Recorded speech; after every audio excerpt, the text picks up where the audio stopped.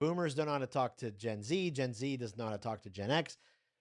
And it couldn't be clearer. And so we've got to give them the tools to be able to go, hey, you need to know this about millennials. And once you know this, it's so much easier to talk to them, or boomers, those kind of things. That's the power of it.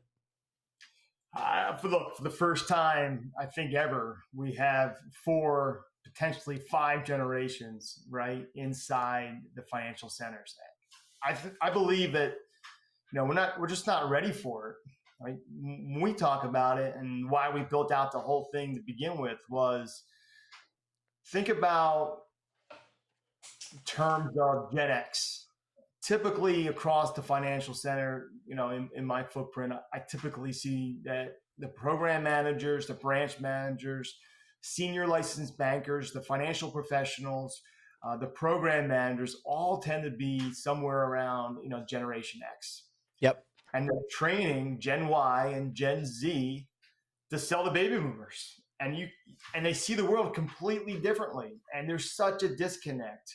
And the conversations that I have with these program managers, it's so apparent when we bring the problem to the surface and then we address it. The excitement, the energy, this is what we're seeing across the industry as probably the number one topic that isn't being addressed.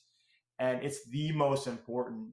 I was talking to a buddy of mine yesterday, one of my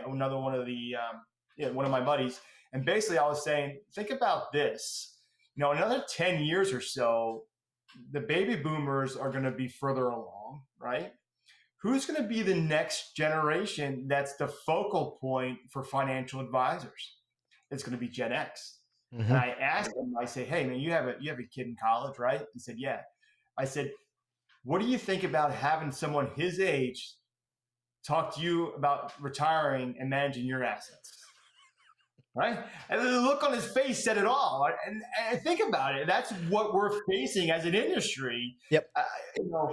How does Gen X and baby boomers relate to the culture of today for the Gen Y and the Gen Z? It's just something that really needs to be addressed. And the fact that we're doing it, it's just been amazing to watch the impact we're having on a day-to-day basis inside these financial centers. Well, and I love that.